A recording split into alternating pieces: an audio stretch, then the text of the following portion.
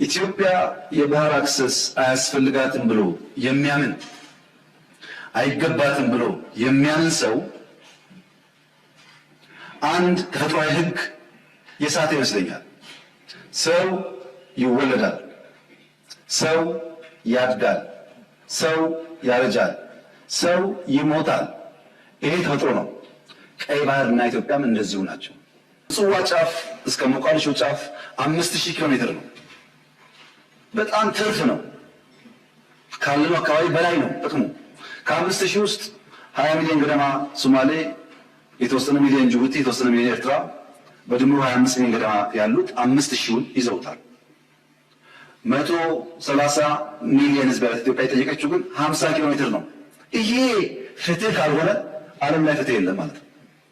20% ሼር ወስዶ ለኢትዮጵያ አክሰስ መስጠት ይቻላል በቢዝነስ ህግ ማለት ነው። የለም ግድብ ከበደኝ ከተባለ በአፍሪካ አንደኛው የአየር መንገድ የኢትዮጵያ አየር መንገድ 5-10% ወስዶ አክሰስ መስጠት ይቻላል። ያ ካልሆነስ ሊዝ ይቻላል። ያ ካልሆነስ የላንድ ስዋፕ ይቻላል። በሰላም በንግግር ይቻላል። መንግስትና ህዝብ ቀይ ባህርን አክሰስ ለማድረግ ሰው ልግደል አላለም ያለው። ባካቸው ናቹራል ነገር አይደለም የሆነ ያለው አያዋጣም እና በስምምነት በገበያ ህግ ሳንጠፋፋ አብረን ለማድረግ በድርድር እንፍታው ነው። ይህን ጉዳይ መቀበል የጊዜ ጉዳይ ካልሆነ በቀር የግድ ይመስለኛል። በተደጋጋሚ አንስቻለሁ፣ ደግሜ አቋሜን ለመግለጽ እንዲመቸኝ እስራኤል የጎላን ተራራ ለምን ያዘች? እስራኤል የጎላን ተራራ ያዘችው ለናሽናል ሴኩሪቲ፣ ለህልውናዬ፣ ለኤግዚስተንሲ ችግር ያጋጥመኛል ብላ ስላመነች ነው። ኢትዮጵያ የባህር አክሰስ አያስፈልጋትም ብሎ የሚያምን አይገባትም ብሎ የሚያምን ሰው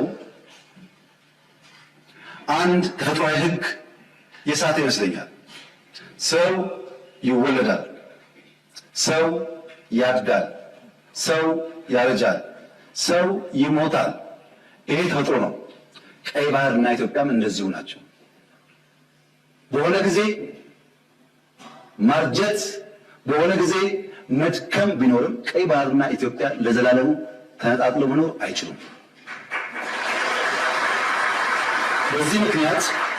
በዚህ ምክንያት በጣም ብዙ ስለሆነ ሀብቱ ሕጂ እንታይ ዝብል ዘሎ ክሰምዕዎ ዘለኩም ብዛዕባ ቀይ ባህር ዝምልከት ክንዛረብ ከለና ኢትዮጵያ ቀይ ባህር ኣይብልከታኒ ወይ እውን ኣይግባኣኒ ዝብል እንተሎ ኣዝዩ ዝሰሓተ ከም ዝኾነ ወይ ተጋጊዮ ከም ዘሎን ምክንያቱ ከም መረዳእታ እንታይ ይጥቀማሉ ርእይወቲ ገይም ናቱ ብናቱ ሕጂ ኣዝዩ በሊሑ ኮይኑ እዩ ዝስምዖ ዘሎ።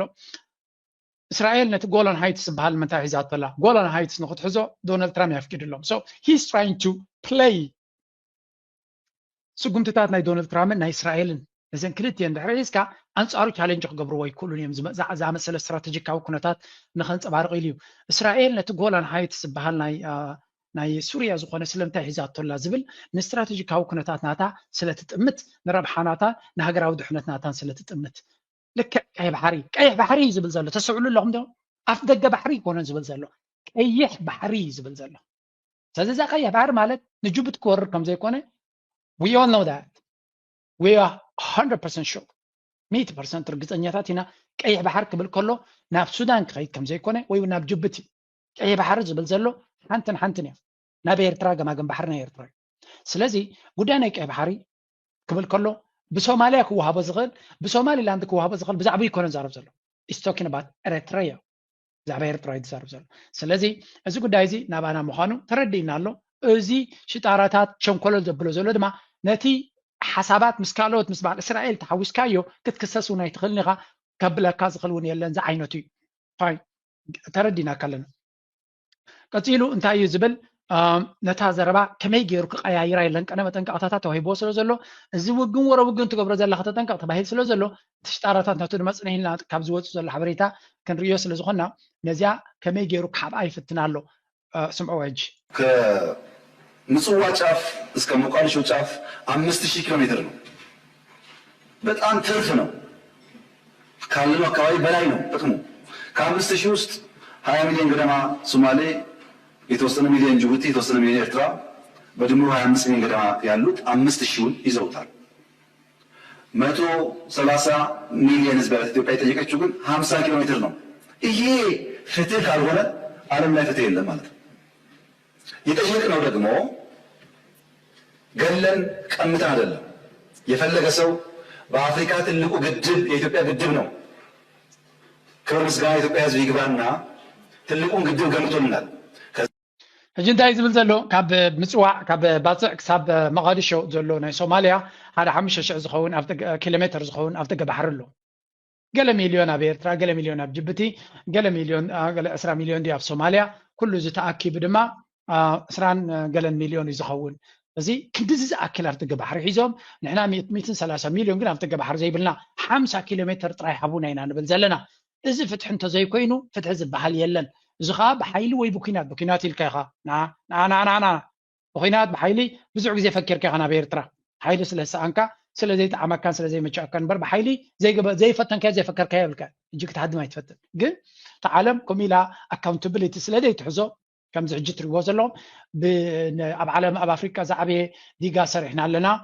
በቲ ዲጋ ኣብኡ እንካን ሃባን ኢልኩም ገለ ብርክ ካብቲ ዲጋ ፀዓት ትወስዱ በቲ ድማ ካብ ኢትዮጵያን ኤርላይንስ ካብ ኢትዮጵያን ቴሌኮም ትብሉ ልኡላውነትካ ሸጥካሲ ብወረቐት ናትካ ብብርክ ናትካ ኣብ ኢድካን ዘሎን ኣብ ባንክካ ዘሎን ብሓንቲ ክሊክ ናይ ኮምፒተር ብሎክ ክትገብረኒ ትኽእልሲ ኣብ ደገ መሬትካን ኣብ ደገ ባሕርካ እንደይወሃብ እዩ። ከመይ ገይሩ እዚ ነገር እዚ ክስምዖ ዘይከል ግን እንታይ ይብል ነቶም ካልኦት ንክእምን ኢሉ ነቶም ኣብኡ ዘለው ከምዚኣ ገይሩ ድማ ነዛ ነገር ግን እዚ ሽጣራ እዚ ማንም ክርድኦ ዝኽእል እዩ ክፃወት ዕድል ስለ ዝሃብዎ እዩ። ከመይ ገይሩ ክፅኢኻ እዩ ምንታን ከይትተሓዝታ ነገር ብእንግሊሽ ከኣሲ ኮምፕሊት ነዚ ኩሉ ቆሪፆም ብዛዕባ ቀርኒ ኣፍሪቃ ተረጋጊና ክንነብረሉ ዘለና ሓባር ምትእስሳር ዘለዎ ኢሉ ኢሎም እዮም ዝሓልፉ። እዚ ብሓቂ ዘገርም እዚ 15-20% ሼር ወስዶ ለኢትዮጵያ መስጠት ይቻላል በቢዝነስ ህግ ማለት ነው። የለም ግድብ ከበደኝ ከተባለ በአፍሪካ አንደኛው የአየር መንገድ የኢትዮጵያ አየር መንገድ 5-10% ወስዶ አክሰስ መስጠት ይቻላል። ያ ካሁንስ ሊዝ ይቻላል። ያ ካሁንስ የላንድ ስዋፕ ይቻላል። በሰላም በንግግር ይቻላል። ካልእ ረይወ this is his idea or ንሱ ሓሳቢ ዝቕርብ ዘሎ ኣብ ደገ ባሕሪ ጌርድ ዝበሃል ዲጋ እንተደይ ሰሊጥኩም እንተደይ ተመቺእኩም ካብ ኢትዮጵያን ኤርላይንስ ብርክ ክትወስዱ ትኽእሉ እሱ እንተዘየለ ሊዝ ክትገብሩ ናይ 100 ዓመት ወይ ገለ መለ ተካርዩና ይብላ ኣሎ። እዚ እንተዘይጥዕምኩም ድማ ላንድ ስዋፕ መሬት ክንበኩም ንስኹም ካብ መሬት ትቡና ይብላ ኣሎ። እቲ ሲምፕል ቨሪ ሲምፕል ንሕና ኢትዮጵያን ኤርላይንስ ክንሰፍር እንድሕር ኮይና ኤርትራ ንዓይ ተለዋወጠኒ ብባርተር ወይ ከዓ ናይ ዘበነ እኒ ንግዲ ስርናይ ክባካ ብዕራይ ሃበኒ ይኮነን እዚ ከምኡ ዝሓትት ዘሎ ሰብ እዚ እታ ዝቐለለት ንግዳ ብዓለምና ብኣጤራ ከፊልካ ዘድልየካ ንብረት ምውሳድ እያ። what kind of delusion is this? ልኡላውነት ብገንዘብ ክሽየጥ ከም ዘይክእል ይፈልጥ እዩ። ምክንያቱ ቅድሚ ቁርብ ትለይደተን ኣብተና ኣይነፈርቱ ኮይኑ ንልኡላውነትና ንግዛኣትናን ኩሉ ነገር ክንገብር ንኽእል ኢና ክንዋጋ ንኽእል ኢና ገለ እዩ ዝብል ነይሩ። ስለዚ ልኡላውነት ናይ ሃገር ብገንዘብ ኣይሽየጥን እዩ። እንድሕሪ ሓደ ነገር ደሊኻ ድማ ካብዘይ ዓድኻ ተደሊኻ ገንዘብ ኢኻ ትኸፍለሉ ሰንባዲ ሓሱ ተልም ገንዘብ ዶላር ጫሕ ኣቢልካ ኢኻ ትጥቀም። ኣብ ጅቡቲ ዘሎ እንድሕር ከቢርካ ኣሎ ኣብ ካልኦት ዘለዉ ብዙሓት ኣብ ደገ ባሕርታት ኣሎ 5,000 ኪሎ ሜትር ኣሎ ኢልካ ምሽ ከድካ ካብኡ ዝጎድል ሃቡኒ ናይ ኤርትራ ክሳብ ሕጂ ሕቶ የቕረበን ሰብዚ እንትርፈ ክወራ እንተደይ ኮይኑ ብቢዝነስ ሕቶ የቕረበና ኣብ ኤርትራ ኣብ ደገ ባሕሪ ከፍ ኢሉ ክጥቀም ዝደሊ ሰብ ኣይኮን ድሌት የብሉ። ሶማሊላንድ ሕጂ ይዕድምዎ ኣለዉ መራሒ ናይ ሶማሊላንድ ለንቀነ ጥራይ 2-3 ግዜ ኢትዮጵያ ካባና ኣብ ደገ ባሕሪ ክጥቀሙ ይኽእሉ እዮም ኢሎም ኣለዉ። መንግስቲ ሶማልያ ፌደራል መንግስቲ ሶማልያ ድማ ንቢዝነስ ጥቕሚ ዝኽልክለካ የለን ኢሉ ወይ ቅድሚ ሕጂ ከድካ ካብ ሶማሊላንድ ተጠቀም ኢለ ካብ ካልእ ጥራይ ልኡላውነትና ኣይትድፈር ግዛእታዊ ሓድነትና ካልእና ናይትድፈር እምበር ገንዘብ ከፊልካ ብዝደለኻ። ስለዚ እዚ ሰብ እዚ ዝሓቶ ዘሎ ንልኡላውነት ናይ ኤርትራ ንምድፋር እንተደይ ኮይኑ ካልእ ካብኡ ዝሓለፈ ይኮነን። ስለዚ እዚ እዩ ድማ እቲ ስሱዕ ዘበለካ እዚ እዩ ስሱዕ ስለ ዝኾንካ ልኡላውነት ናይ ሃገር በዘይጠቅም ብርክታት ናትካ ብርክታት ሕማቅ ማለት ኣይኮነን ግን ልኡላውነትካ ሂብካ ይኮንካ ትረኽቦ። ምናልባት እንታይ ክብል ይኽእል እዩ ኣብ ደገ ባሕሪ ከምቲ ናይ ቀደም ዝጥቀመሉ ዝነበርኩ ክጥቀመሉ እየ ነቲ ኣብ ደገ ባሕሪ ናይ ዓሰብ ንኣብነት ፎር ኤግዛምፕል ብለካ ዓሰብ ወደብ ክጥቀም ናይ ወደብ ሰርቪስ ክጥቀም ግን ኣክንዲ ካሽ ዝኸፍለኩም ነቲ ወደቡን ከልምዕ ስለ ዝኾንኩ ኣነ ንስኻትኩም ድማ ኣብ ኢትዮጵያን ኤርላይንስ ብርክ ውሰዱ። ስለዚ ኣክንዲ ኩሉ ግዜ እናኸፈልኩ ዝጥቀመልኩም ንስኻትኩም ድማ ኣብቲ ትጥቀሙ ግን ወደባዊ አገልግሎት ክኾን ክኽእል ኣሎ ሰራዊት ካብ ኢቲኻ ስኻት ማለት ካብ ሃገርና ክንደይ ቀያሕትን ጸለምትን ደም ከፊሎም ዝሰጎግዎ ሃገር በሰላም ናቱ ክሳብ ሕጂ ኣብ ኤርትራ ኮፍ ኢሉ ዘሎ ክሳብ ሕጂ ዘይተረሰ ቁስሊ እዚ ተገምቲልካ ሕጂ ድማ ሰራዊትካን ታንክታትካን ሒዝካ ባሕሪ ኣብ ደገ ባሕሪ ሒዝካ ኣብኡ ኮፍ ኢልካ ንዓኻስ መን ያምነካ ህዝብኻ ያምነካ ኣይኮነን ኣብ ዓሰብ ክትመፅሲ ክልል ኣምሓራ ያምኑኻን ይብሎም ክልል ትግራይ ያምኑኻን እዮም ሰራዊት ናትካ ኣብ ክልል ትግራይ ናይ ፌደራል ሰራዊት ካኣቶም ኣይደልዩን እዮም ትእመን ሰራዊት ስለ ዘይኮንካ ትእመን ሰራዊት ኣይኮንካን ስኻ ስለዚ ንዓኻ ኣሚኑ ኣብ ደገ ባሕሪ ዝህብ ብሓዊ ዝፃወት እዩ ልክዕ ሓዊ ቃልቃል ኣብ ዝብል ዘሎ ኮፍ ምባል እዩ ኣይሆፕ መንግስቲ ኤርትራ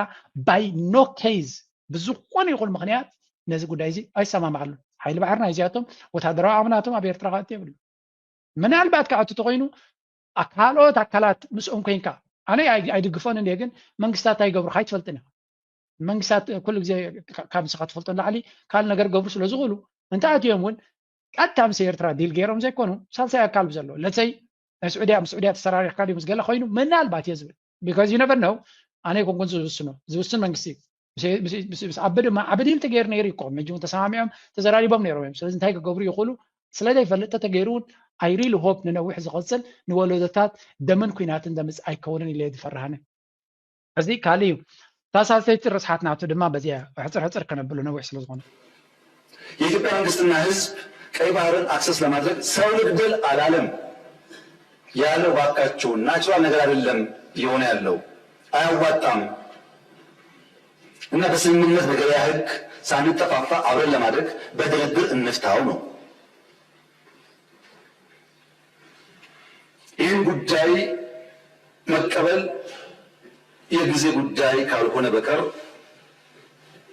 የግድ ይመስለኛል ስለዚ ሂዝ ኖት አስኪንግ እንታይ ዝብል ዘሎ እጂ ንብሎ ዘለና ኩሉ ሲ ተፈጥራዊ እዩ ኢትዮጵያ ኣብ ደገ ሓደይ ምርካባ ድማ ተፈጥራዊ ይኮነን ስለዚ ነዚ ጉዳይ ዝግድን ክትቀበልዎ ኣለኩም እንተዘይ ተቐቢልኩሞ ማለት እዚ ልመና ኣይኮነን መፍርራይ ዘይተቐቢልኩሞ ግን ዘይተርፍ ኢኻ ይብል ኣሎ ስለዚ again ኩሉ ግዜ ብሰላማዊ መንገዲ ብምክትታል ይብል ኣለኹም ክብል ፀንዩ ተዘይ ተቐቢልኩሞ this is not request pressure ክትገብር ፀቕጥ ክትገብር ኢኻ ትፍትን ዘለኻ ናብ ካልኦትካ ከም ድሌትካ ኣብ ኤርትራ ግን ትከኣል ኣይመስለኒ እኛም ብንፈልግ አንችልም ሰርቫይቭ ማድረግ አንችልም በዛኛው ወገን በሌላ ወገን ያሉት የሚቸገሩ ይመስለኛል ለምሳሌ እኛ ቦስ ናቱ ካትሪእዎ ኣለኹም እዚ ኣምባሳደር ናይ ኣሜሪካ ኣብ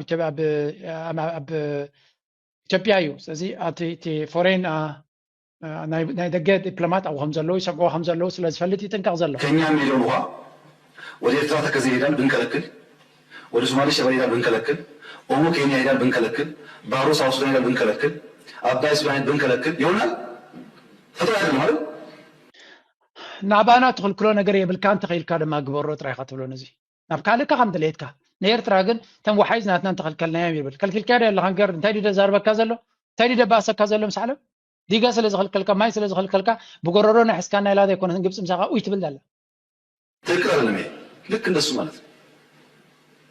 ማለት ነው እኛም ማጋራት አለብን እነሱም ማጋራት አለባቸው እኛም ማገዝ አለብን እነሱም ማገዝ አለባቸው ተያይዘን ማደግ አለብን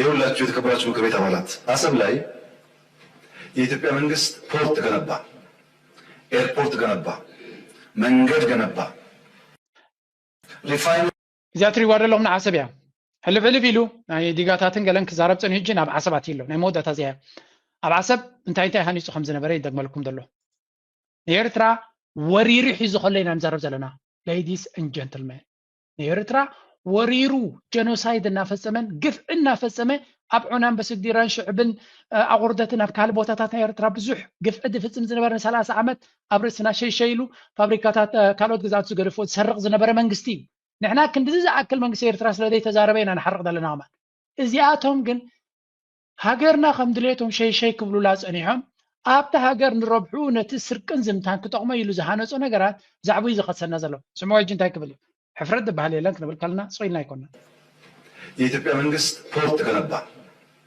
ኤርፖርት ገነባ መንገድ ገነባ ሪፋይነሪ ገነባ እና ተጋጨን እዛ ቀረ ሀብቱ ስንታረቅ ኤርትራውያን ከ20 ዓመት በኋላ መጥተው በኢትዮጵያ ፍርድ ቤት ቆመው ቤቴን መልሱልኝ መሬቴን መልሱልኝ ወሰዱ ለምን ታረቅና በግለሰብ መጥተው ያኔ ተባብሮ ኤርትራውያን ቦታቸውን ንብረታቸውን ወሰዱ ታዲያ ኢትዮጵያ መንግስት ሪፋይነሪውን ኤርፖርቱን ቢወስድ ከዚህ አንጻርስ እንዴት ነው የሚታየው? አትም ሰባት እስከ በጃኹም ነዚ ገለበሉለይ አንታ ከመይ ዝበልዎ ሕማቕ መዓልቲና ንውዕል ዘለና ብሰንኪ እዚኦም እንታይ ዝብል ዘሎ እስኪ ቅድሜኻ መግዛእቲ ናይ ኤውሮጳ ዝበሃል ነይሩ እንጂ እንታይ ይብላ ቅድም ክነግረኩም ኣብ ግዜ መግዛእቲ ሪፋይነሪ ሃኒፅና ብዓሰብ ኤርፖርት ሃኒፅና ገለገለ ነገራት ሃኒፅና ይብላ ኣሎ ፖርት ሃኒፅና ኤርፖርት ሃኒፅና ገለ ይብላ ኣሎ ኣብ 2018 ምስተዓረቕና ኤርትራን ኢትዮጵያን ምስተዓረቓ ኤርትራውያን ኣብቲ ግዜ 98 ክሳብ 2000 ብግፍዒ ዝተሰጎጉ ሰላም ምስ ኮነ ተመሊሶም ንኢትዮጵያ ዝተሰርቆም ንብረት ተዘምቶም ሰባሲ ኣብ ቤት ፍርዲ ክኸሱን ከብሉን ዝረኸቡ እውን ኣለዉ ይብላ ኣሎ ንሕና ድሕሪ ሰላም ከድና እቲ ዝሃነፅናዮ ሪፋይነርን ገለን ሃቡና እንተበልናሲ ስለምንታይ እንታይ ፀገም ኣለዎ ይብላ ኣሎ ግለሰብ ዝገበሮን መንግስቲ ወሪሩ ንሃገር ሒዙ ዝነበረ ዝገበሮን እዩ ዘመዓራር ዘሎ ደሰይም ሰብ ድማ እዚ ሰብ እዚ ሃገር እዚኣ ዝብለኩም ዘለዎ ኢትዮጵያ ንጥልያን 5 ዓመት ገዚኦማ ወራሩን ኣካይዶምላ እቲ ናይ ዓድዋን ገለመለ ድሕርቲ ኣብ 50ታት ማለት እዩ ንጥልያን ከሲሶም ሚልዮናት ዶላር ካብ ጥልያን ካሕሳ ናይቲ ዝወረረቶም ገንዘብ ተቐቢሎም እዮም ጥልያን ድማ ክሳብ ሕጂ ንኢትዮጵያ ሓለፋ ትገብረላ ናይቲ ዝወረረቶ ናይ ዓድዋ ኩናት ወላ እንተተሳዕሩ ወረርቲ ሃገራት ኮይኖም ዝገበርዎ ግፍዒ ከምኡ ድማ ኣብ ኣዲስ ኣበባ እትዮም ከለዉ ዝገበርዎ ግፍዒ ብዙሕ ካሕሳ እዮም ከፊሎም እዚ ድማ ሃይለ ስላሴ ምስ ኣሜሪካ ስለዝነበረ ኣሜሪካ ድማ ሰዓሪት ስለዝነበረት እንግሊዝ እውን ሰዓሪት ስለዝነበረት ንጥልያን ዋዕፂፆም ንኢትዮጵያ ብዙሕ ካሕሳ ከም ትብል ኩሉ ግዜ ኣብ ጎኒ ኢትዮጵያ ኮይኖም ኣንፃርና ከም ዝኾኑ ዝገብሮም ዘሎሲ እዩ ንሕና ኤርትራ ግን ኣነ ናይ ብሓቂ ካብ ልበይ ዝሓምም ነዚ ክዝክር ከለኹ ይሕመኒ እዩ ከማይ እንተደይኮንኩም ይሕሸኩም ከዓ ኤርትራ ጥልያን ከም ድልየቱ ድከታ ኣፅጊብዋ 5 ሳንቲም ምሽ ክባ ካሕሳ ማለት እዩ ካሕሳ ክባ መሊሱ ሎምን ኢትዮጵያ የሻድን ኣሎ ካብቲ ማሊ ካብ ኩሉ ግዜ ንኢትዮጵያ እናሓገዘ ንጥፍኣትና ይሰርሕ ኣሎ ንሕና ግን ክሳብ ሕጂ ወላ እውን ንሽም ዝኸሰስናዮ ይመስለኒ ኣብ ቤት ፍርዲ ከይድና ይከሰስናዮ እንግሊዝ ከምኡ ነቲ ጥልያን ዝገደፎ ንዑ ንነፍሱ ክሰርቕ ኢሉ ዝኸደ ዝሰርሑ ፋብሪካታት እንግሊዝ ክሰርቆን ክሸጦን ጀሚሩ ኣይከሰስናን ክሳብ ሕጂ ኣነ ሶፋር ክሳብ ኣነ ዝፈልጦ ማለት እዩ ሃይለ ስላሴ ዝገበሮ ግፍዒ ይኹን ኩሉስ ዝምታ ኣይተኸሰን ደርጊ ዝገበሮ ኣይተኸሰን መንግስቲ መለስ ኣብ ግዜኡ ኢህደግ ማለት እዩ ነዞም ኩሎም ኤርትራውያን ዘጋፍዖ ናይዚ ኩሉ ዝገበሮ እውን ኣይከሰስናን ዋላ ካብ ቤት ፍርዲ ዝበፅሐ ኬስ እንተለሱ ስለዚ ኤርትራ መዓስያ ነዚ ኩሉ ጉዳያት ሲሪየስ ወሲዳ ናብ ቤት ፍርዲ ክትወስዶ ኣነ ሓደ ካብቲ ዝስማዓኒ ትመፅእ ዘለካ ወለዶ ብፍላይ ምሁራት ናይ ሕግን ክእላታት ናይ ሕግን እዚ ነገር እዚ ዓብ ተልእኮ ይፅበየና ኣሎ ምክንያቱ ንዓና ንክዘምት ኢሉ ዝሰርሖ ፖርትን ኤርቤዝን ወላ ገለመለን ንዕዩ ካሕሳናት እዩ ዝሓቲ ዘሎ ሰብዚ እዚ ዝዛረብ ዘሎ ድማ መራሒ ናይ ሃገር እዩ ብካልኣ ዘራርባ ድሕሪ ዝተወሰነ ክሲ ኣብ ቤት ፍርዲ ክንርኢና ካብዚ ማለት ክረኽቡ ድም ኣይረኽቡን ቤት ፍርዲ ከፍሉጥ እንዲ ግን እዚ ነገር እዚ ክሳብ ክንደይ ድፍረት ከም ዘለዎም ዞም ሰባት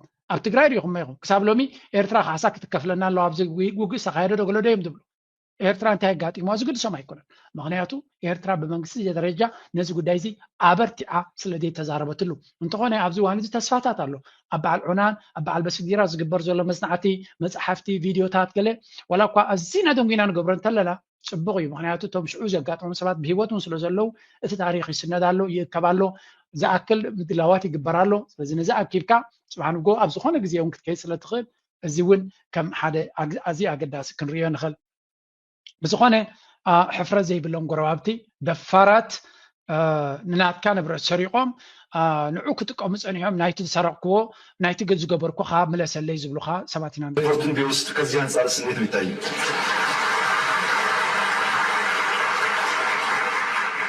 እኛ ስጡን ብቻ አላልንም። እኛ እንዳይቀር ነገራችን ውሰዱ፣ ያጠፋውን ይቅርታ አድርጉ። ግን በቀጣይነት ኢትዮጵያን ከተፈጥሮ ጸጋው ማስቀረት ያስቸግራል። አሁን ከበደ ሊያግዝ ይችላል፣ ተሰማ ሊያግዝ ይችላል፣ ጫላ ሊያግዝ ይችላል። ኢትዮጵያን ማንም አቁማት አያውቅም፣ ማንም አያቁማት። ይህ የማይሆን ዝም ብሎ ባዶ ፍላጎት ነው፣ ሮንግ ኢንቨስትመንት ነው። በነገራችን ላይ ከምዛ ትሪእዋ ዘለኹም እታ ጉዳይ ንሕና ሃቡና ጥራይ ንብል የለናን ክመልስ እውን ንኽእል ኢና እዩ ዝብል ዘሎ ብሓፈሻ ዘሕዝን እንድዩ እቲ ዘሕዝን ጉዳይ ግን ክንገጥፈ